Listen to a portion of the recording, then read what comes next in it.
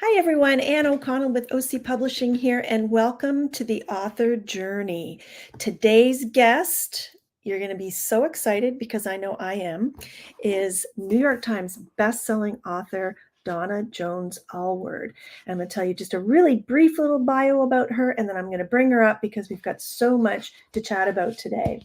Since 2006, New York Times bestselling author Donna Jones Alward has enchanted readers with stories of happy endings and homecomings that have won several awards and been translated into over a dozen languages. She's worked as an administrative assistant, teaching assistant in retail, and as a stay-at-home mom, but always knew her degree in English literature would pay off, as she is now happy to be a full-time writer. Her new historical fiction tales blend her love of history with characters who step beyond their biggest fears to claim the lives they desire. Donna currently lives in Nova Scotia, Canada, with her husband and 2 cats, and you can find her near the water, either kayaking on the lake or walking the sandy beaches to refill her creative well. And her most recent book that just recently came out, When the World Fell Silent, and as you can see, it's a signed copy. So this isn't going anywhere. It'll be going back on my bookshelf for the duration. So it came out very recently. It's been on the Globe and Mail and Toronto Star bestseller lists for over 8 weeks. So we're so excited for Donna and happy to have her with us today. And welcome. Hi. It's just so exciting to see the momentum with this book. It's something, isn't it? Unexpected? Yeah. Unexpected. Not for those of us who think you're amazing, but yeah, but even when you think you have something that's really great, or like circumstances seem favorable, sometimes you just never know. You just never know. Yeah, because it's a competitive business, isn't it? It's not for the faint of heart. It isn't, and so it's been really quite nice. I'm so happy for you, and you've worked in a lot of different areas, but you've always had this passion and joy of reading and writing. And when I was looking at some of more of your bio, and you talked about going to your grandmother's, and the humbugs and harlequins just totally tugged at my heart, because that was my mom. Shelves and shelves of harlequins, and always a little dish of humbugs. Oh, so nice, because that's not a super popular candy. I know. So that's what I thought. But nostalgia with it, right? Kindred spirits. And of course, you and I could say, who didn't read, Anne of Green Gables, right? Right. Having grown up here. So tell us a little bit about this gorgeous book, historical fiction, and how it came about, because for several years you wrote contemporary romance. Yeah. But this does have quite a dollop of romance, I must say. It does. It's not the main storyline, but there is definitely a subplot and a romance thread in it. And excuse me, I think to leave that out just because you don't want to have any romance in a book sometimes does a disservice, because as humans, that does play a big part of our lives. So it makes sense that would be part of what's happening with her journey. So I really enjoyed writing Neil's character in. The dashing military doctor. I know. And, I had to, in revisions, I had to make him a little more flawed. So he's actually more flawed than he was, if you can imagine that. Yes, he's a pretty nice guy, but he's not perfect. Right. This is set just before the explosion, and then finishes just after the armistice in 1918. It's the story of 2 different women who go through the explosion, are affected in very different ways, but their paths will cross as we get closer to the end of the book. It's like all paths lead to this pivotal moment. And no one's really the same after that. So, we have Nora, who is a Bluebird nurse. So she works at Camp Hill. and Charlotte, who is a war widow with a young child. Mm-hmm. So that's sort of in a nutshell. Mm-hmm. That's what the And story's about. There's a CAD, so that There is. There's a really nice guy, but there's also a not so nice guy. right. There's a really great mother figure, but then there's also a not great mother figure. Mm-hmm. Mm-hmm. So there's a lot about family and a lot about community. Mm-hmm. And resilience, and the roles that women were allowed to play in that time. And your main character, Nora, is just a strong-willed, independent, determined. You talk about resilience. She's in the Canadian Army Medical Corps. She's not just a nurse, right? So she's operating amongst, a very male-dominated, and her career-driven. And then this horrible, situation happens in 1917, the Halifax explosion. And was one of your reviewers had said little known incident in history. And I'm like, well, not if you're from this part of the world, but. Well, yes and no. I mean, I grew up in New Brunswick, mm-hmm. and I hadn't heard of this until I took grade 12 Atlantic literature. Okay. It wasn't in my history class. It was in my lit class when I read Barometer Rising, and I was like, wait, what? This was an actual event? Wow. So I don't know how it's like, if it's in curriculum now, Canada-wide or regionally or whatever, but I mean, that was definitely a gap in my education. So I'm not surprised that people have said, I didn't know about the Halifax explosion. Well, it's certainly, a pivotal point in history. So when you thought about, I'm going to try my hand at writing historical fiction. Now, first, I think that you have said that you had a bit of a fear but it's been a genre that you love to read. Right. So, all of these years of writing contemporary romance, and all of a sudden, like, was it always kind of burbling in the back of your mind? And how did you overcome that sort of fear? Well, that's a really good question. Oh, thank you. I think the idea of writing an historical was always in my mind, but it was also like summarily rejected every time it came into my mind, because I was like, no, not doing it. I'm scared of the research. I'm scared of getting it wrong. I'm scared of the scope of the book. Like, I don't think that's something I want to take on. Mm-hmm. And so I think I even said at one point, I think I'll always write contemporary. But to be honest, like, my favorite genre to read has always been either historical fiction or historical romance. Mm-hmm. So I was actually invited to write something for my editor. And she said rom-com or historical fiction, but they wanted more Canadian content.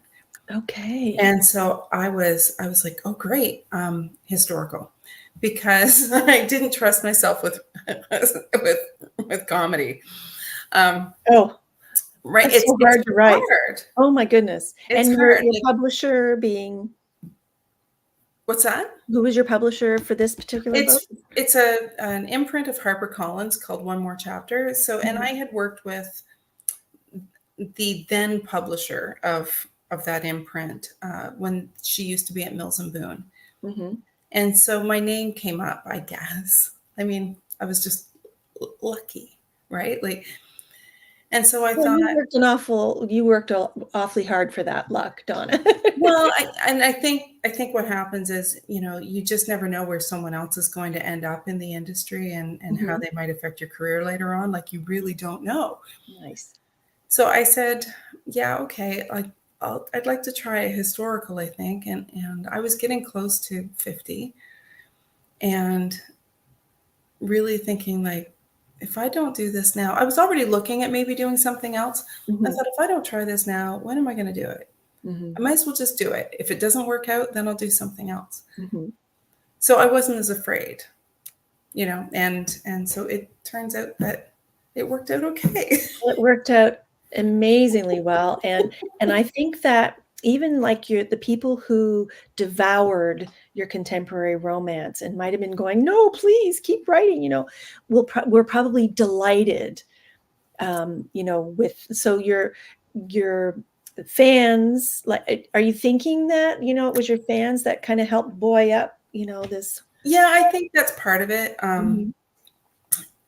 It's easier to take romance fans to a different genre than to take another genre's fans to romance. So I think at least if I chose the right direction, That's an interesting thought. because Okay. a lot of romance readers read widely. They don't read just Right. romance, Right. or they, and so they're willing to try other things. And so, yeah, I know I took some readers with me. I think that's amazing. But I also know that I've gained a whole new readership, though. Like it's completely different. Everything about this has been completely different. I love it. I think that you jumped in with both feet. You kind of plugged your nose and went for it. No one likes water up their nose. I know, right? A lot of praying. So you are going to trust me to pick a page. I know we're going to play this little game because I'm living on the edge today. I just thought was a great idea. So thank you and when I opened the book, I thought, well, isn't this interesting? I would like you to turn to page 150, please. That's very close. I turned to 161. Oh, did you? Well, and I actually, when I opened the book, and that's just the page that it came to, it's chapter 12. And fortunately, if it hadn't been a Nora chapter, I would have probably picked another one. Oh, 150. Oh, so do you want me to go a little bit before that? Sure. Because that's like two paragraphs. What's that? That's like two paragraphs from. Oh, you know what? We might have a different version. Oh, chapter 12. Look at where does your chapter 12 at the very beginning? Yep. Okay, we do, because I have my author copies are a different. Okay, because there might have been some editing after that. It's just a different format. Hang on just a minute, I'll find it. Chapter 12. Okay, and I just love. I know, right? Is that okay? Do you think there's? Yeah, that's okay. Okay. I'm trying to decide how far I want to go. Okay. I also love looking at, books, the design and the page, weight, and it feels good. My author copies are UK copies, so it looks the same, but it's a little bit smaller. Okay. And it doesn't have the little It doesn't have the French flaps. Yeah. Which are kind of fun. Yeah. It doesn't have those. Yeah. All right. So, okay. I'm going to read like a page and a half. Okay.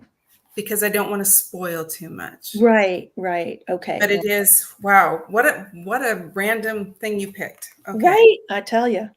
So chapter 12, Nora. I arrived at the Shabukto school when it was nearly dark.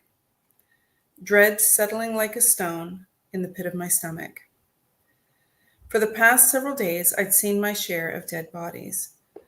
I'd seen horrific wounds and burned flesh. But this was different. This time I was looking for familiar faces, and while I needed to know what had happened to my family, it was a very different thing thinking about being faced with loved ones who hadn't made it and what wounds or scars they might bear. For several minutes, I stood outside in the cold, looking up at the red brick structure that just a week ago had held laughing, energetic children learning to read and write, playing games at recess in the frosty air. Now everything was silent as the building held the bodies of the dead. I was afraid to go inside. Afraid of what I might find, afraid of what I might not. Eventually, I let out a breath and made my feet move. Inside, I waited my turn as someone was already below, and I shifted from foot to foot with nerves. Coming inside had been a challenge, but now being inside and forced to wait was a different kind of stress. A man came back up and out the doors, eyes red-rimmed, a cloth bag in his hands. My heart ached, but I had no time to think about it as Professor McRae, Apparently the person in charge motioned to me and led me downstairs. I followed him, my steps automatic and wooden. Some of the windows had been blown out, and the cold crept through my heavy coat with chilling fingers. With a shock, I soon realized that there were 3 classes of remains: those that were easily identifiable, those beneath white sheets hiding disfigurement, and then just personal effects in small cloth bags marked with a number. The back of my throat burned. Perhaps I should have asked John. No, this was my family, my responsibility. We moved slowly amongst the bodies. There were so many of them, and so many of them children, that tears rolled silently down my cheeks as I moved from place to place. With each still face, I experienced both relief and distress that the features were not familiar.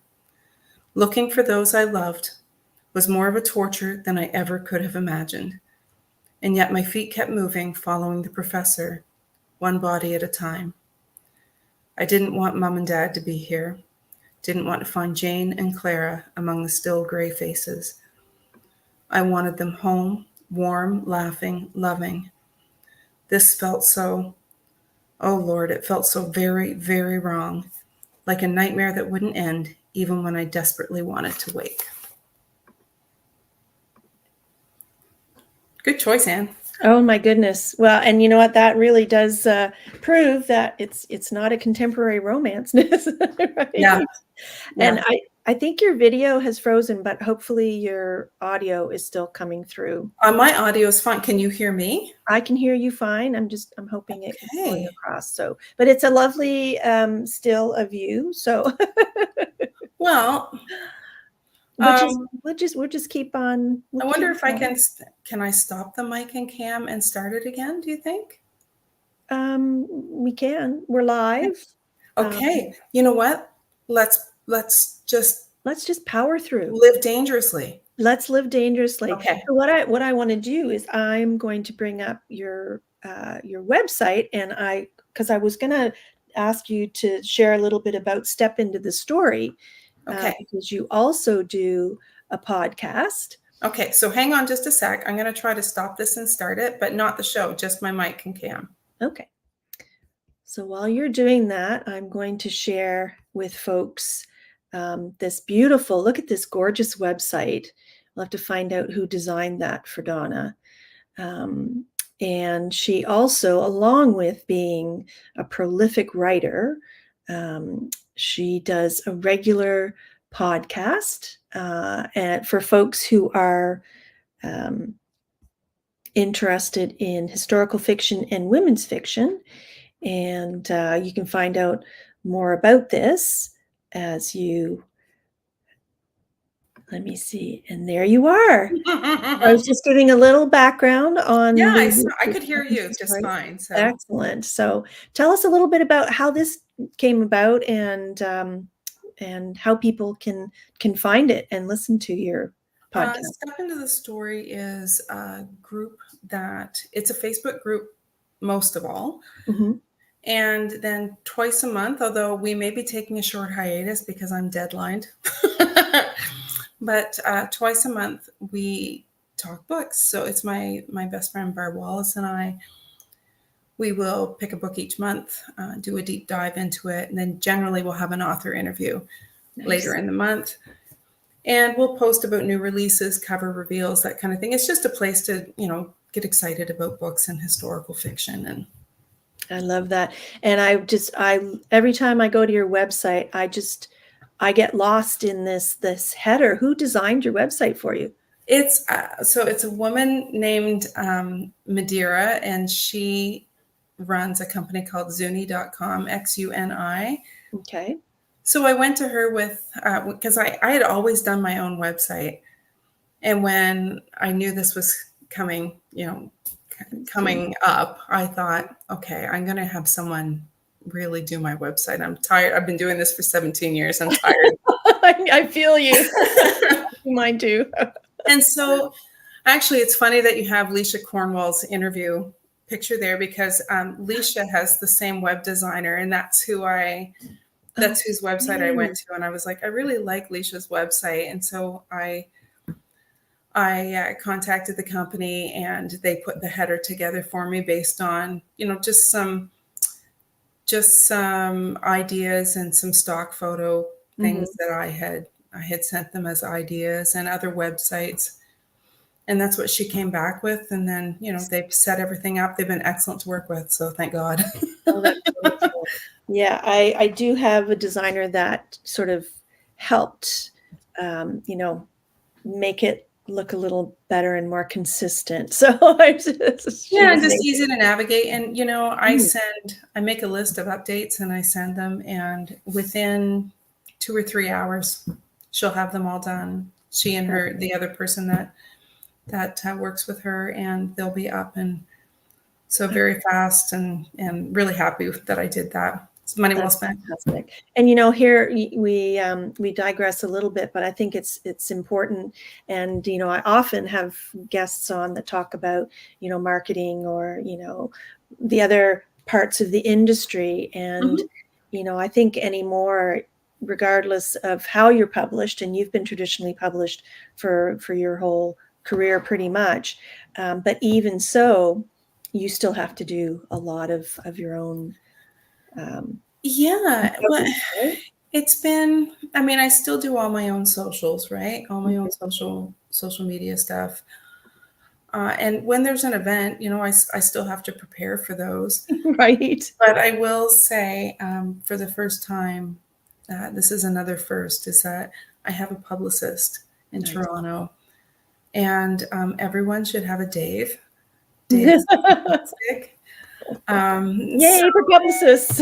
right, and so Dave has made my life infinitely easier and busier. Mm, But I really appreciate that support from HarperCollins. It's been really great. So everyone should have a Dave.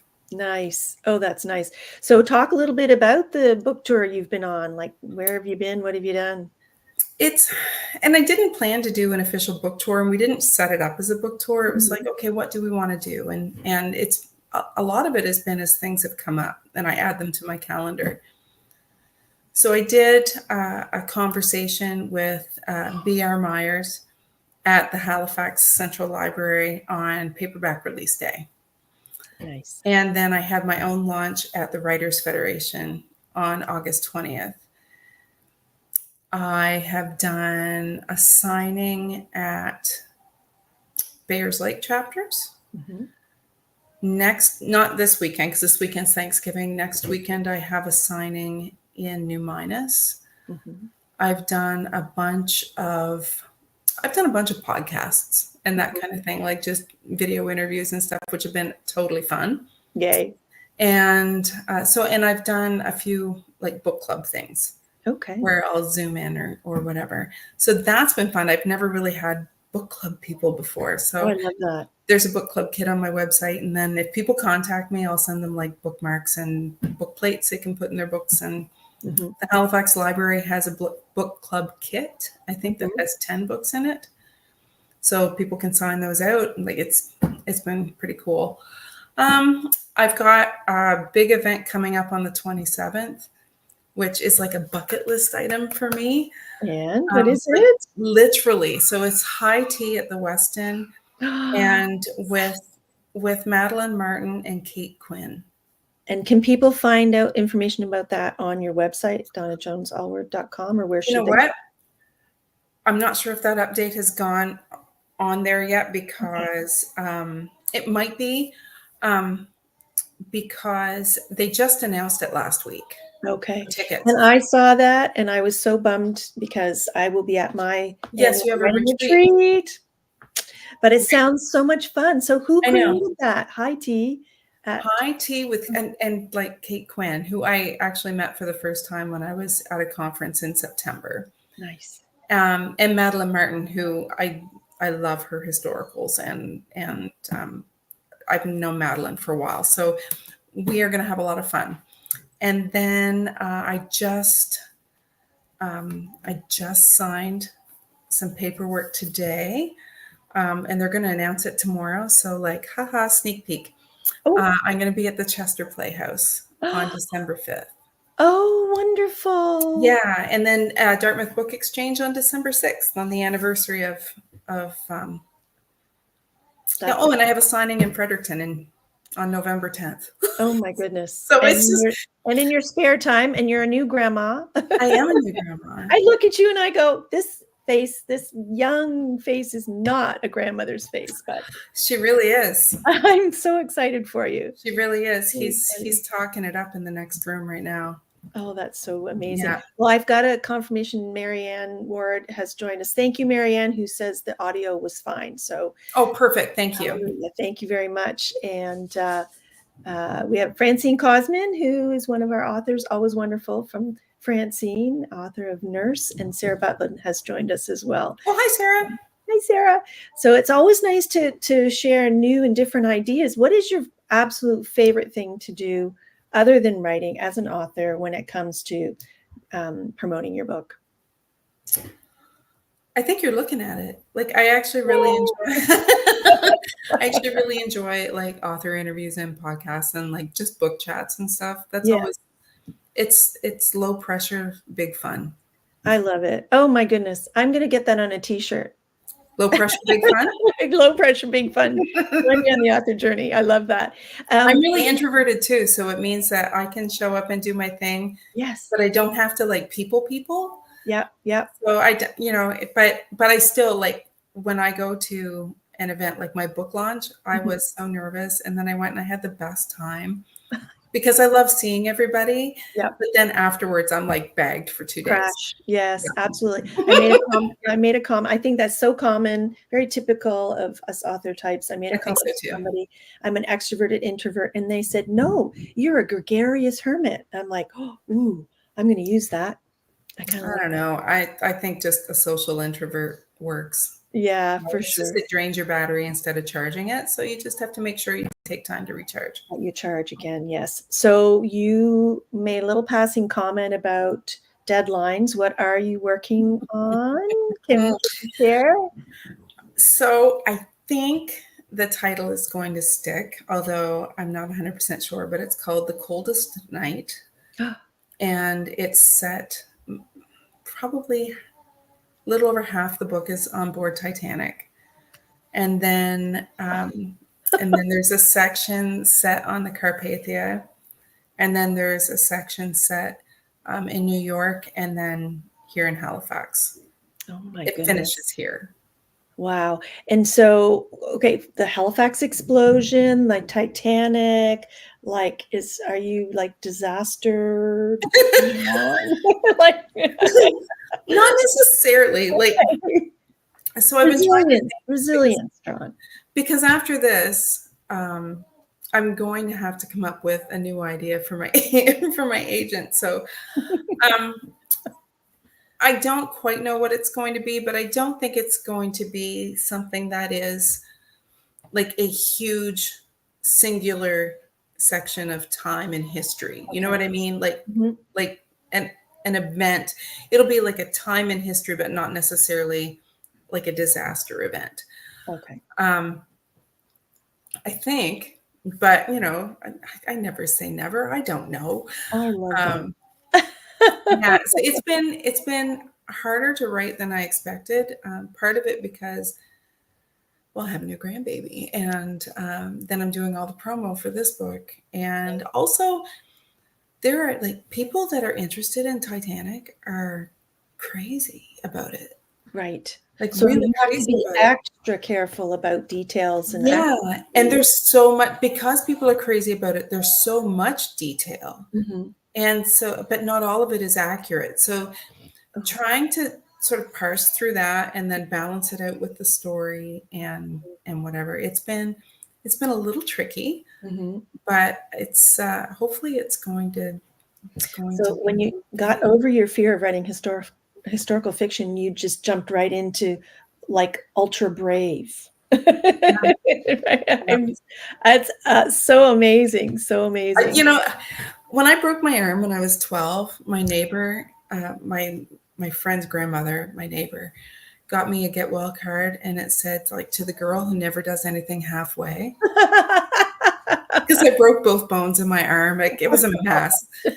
And I was 12, right? But Oh, like, I've never forgotten that, because that's kind of how I do things. I just, that's your MO I'm now. gonna do it. I might as well do Let's that. go, I don't know. go full bore. Absolutely. Oh my goodness. Well, I'm just so excited for you. Thank I you. read this, I won't say in one sitting because it is pretty, Yeah, lengthy, it's 400 pages, I think, or close to. but it like the pages turned real fast. Oh, thank you. Likable characters, great. I was very familiar with the event in history, so and nice. Of course, it's our hometown, well, mine anyway. So lots of relatable situations and places and characters, and so highly recommend When the World Fell Silent by Donna Jones Alward. And thank you so much for joining me today amidst all of this excitement with the launch and new books coming, and I'm sure that we'll all be waiting with bated breath for the next one. I'm rumor has it like later 2025. So hopefully yeah. But That's not we'll too just far off. see. I Yay! had dinner with someone the other day, and we were talking about it. Someone from HarperCollins, and I said, it just depends. I mean, I could send this to my editor, and she could be like, "Oh, like, you need to rewrite this," or I could send it, and she'd be like, "This is great. Here's your revisions," right? And I said, like, I really don't know. So I don't know when. Once we know that, I think we'll have a firmer date. But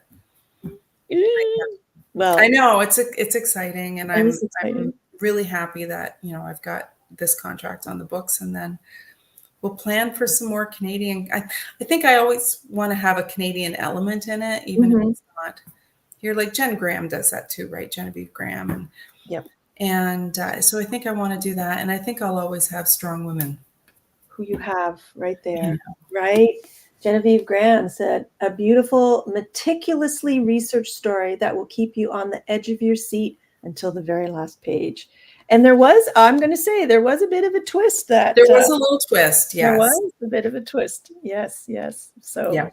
no spoilers. And I'm going to thank you again for joining us today. And hope you'll come back when the next one comes out.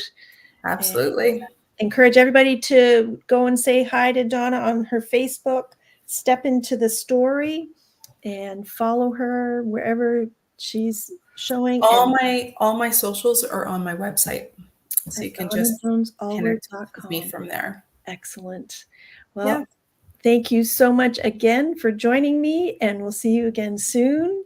Thanks for having me on, Anne. My pleasure. And thank you all for watching The Author Journey today. I'm Anne O'Connell with OC Publishing. I'll say goodbye for now and happy reading and writing. See you next time on The Author